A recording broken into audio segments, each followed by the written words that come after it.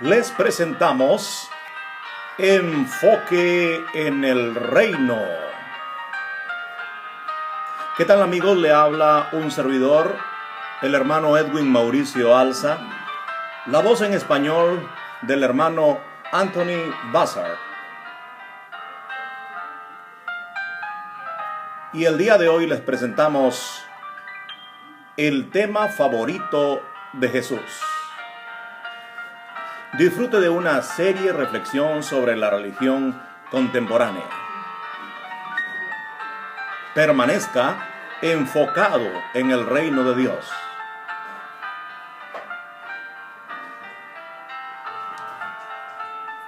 Es el deber de todos los cristianos buscar e investigar la Biblia y compararla con lo que se conoce con el nombre de Jesús en nuestro tiempo.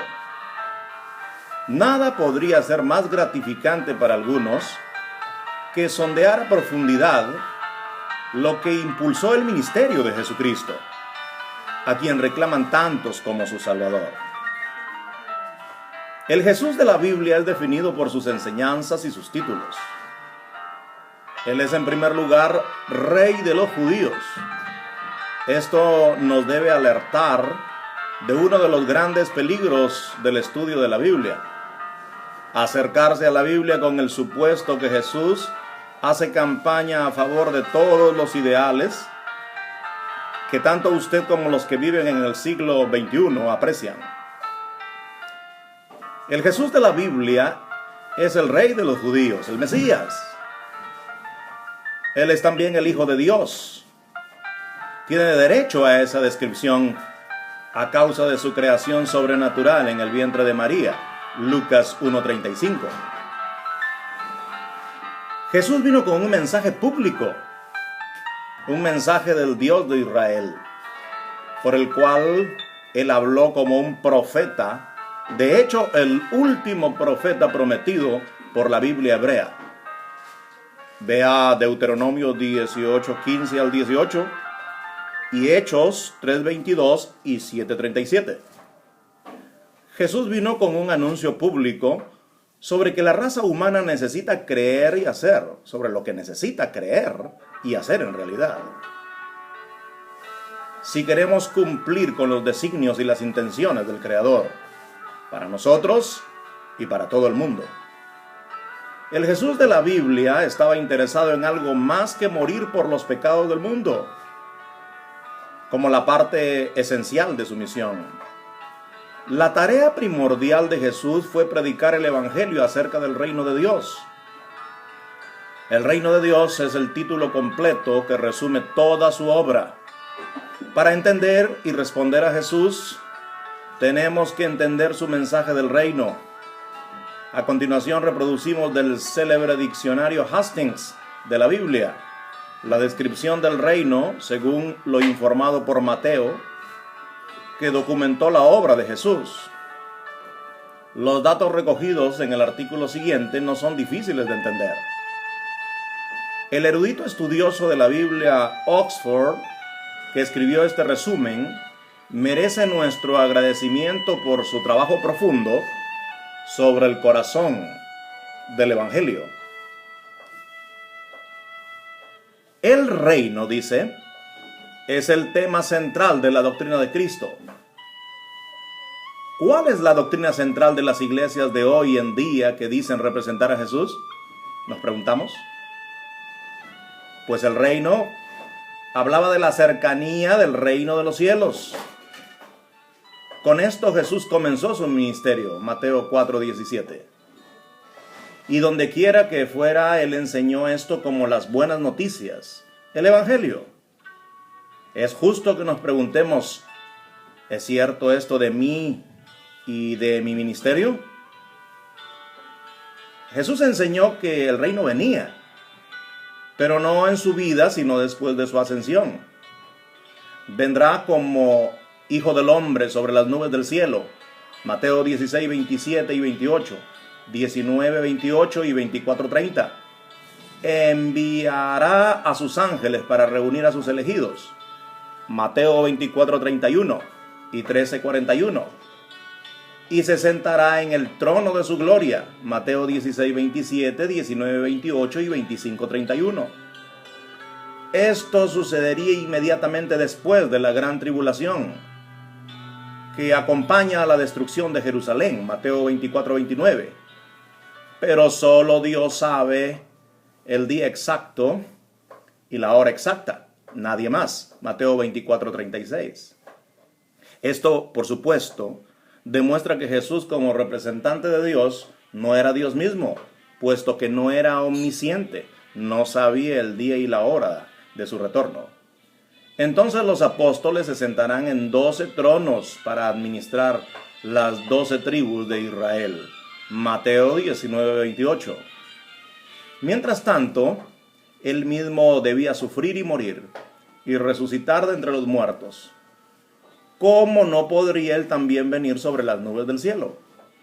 Y sus discípulos, hasta su venida, apuntamos, debían ir a predicar la buena nueva, que es el Evangelio, de la venida del reino. Mateo 17 y Mateo 24, 14. ¿Alguien ha visto alguna vez un tratado contemporáneo donde se defina el Evangelio en estos términos? Entre todas las naciones debía predicarse, haciendo discípulos por el bautismo. Mateo 28, 19. El grupo de discípulos, así adquirido naturalmente, forman una sociedad vinculada por objetivos comunes. Mateo 16, 18, 18, 17.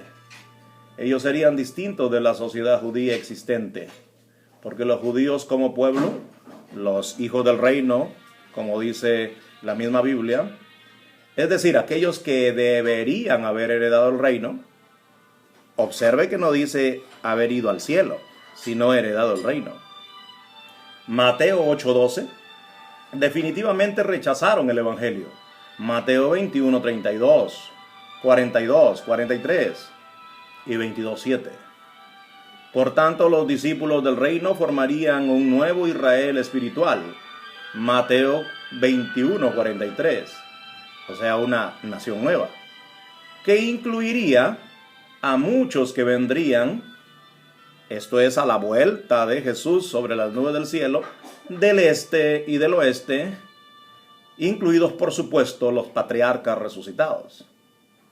En vista de las necesidades de este nuevo Israel, de los discípulos de Cristo, es decir, de los verdaderos hijos del reino, Mateo 13, 38, que estaban a la espera de su venida en las nubes del cielo, o estarían a esa expectativa, es natural que una gran parte de la enseñanza registrada en el Evangelio se refiera a las condiciones requeridas en los que esperaban entrar en el reino a su debido tiempo.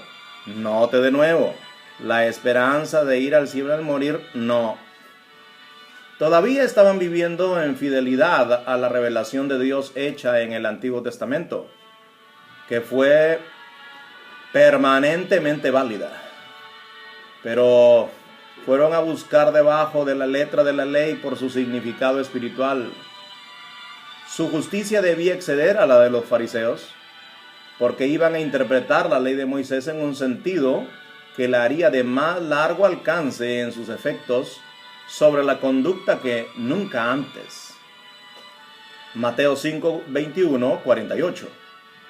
En relación con sus semejantes, debían cultivar la humildad y suprimir la autoasertividad. Mateo 18, 1 al 14. Para ejercer el perdón.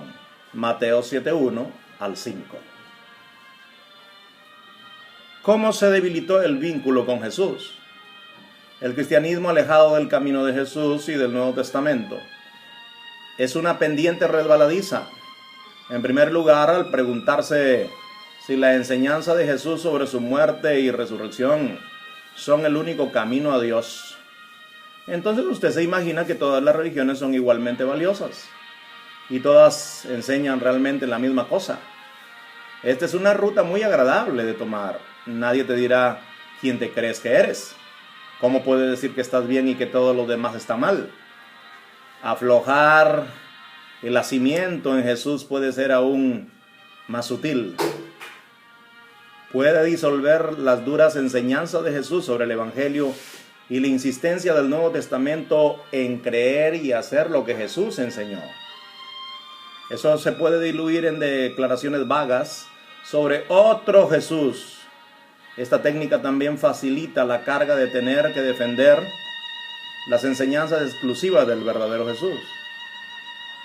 El lenguaje del otro Jesús es bastante impresionante, hasta que alguien señala que el auténtico Jesús no puede estar divorciado de su evangelio y de sus enseñanzas. Él dijo que el creyente no debe avergonzarse, como dijo él mismo, de mí y de mi evangelio, de mí y de mis palabras. Marcos 8, del 35 al 38. Pablo no vaciló en declarar que la declaración de cualquier otro Jesús, no, sino el consejo, todo el consejo de Dios, es decir, toda la voluntad de Dios. Hechos 20:27. Abraham creyó a Dios, creyendo lo que Dios decía, lo que había prometido. Así que Jesús usa un lenguaje claro. El que oye mi palabra y cree al que me envió, es decir, Dios. Juan 5:24. Creer en Jesús, aceptar a Jesús, no es para nada creer en Jesús hasta que en realidad se entiende la palabra de Jesús. Hasta que la palabra de Jesús es recibida y se actúa en consecuencia a esa palabra predicada por Jesús, enseñada por Jesús. La fe es creer en las palabras inspiradas. Jesús llama a su palabra la palabra del reino, Mateo 13:19.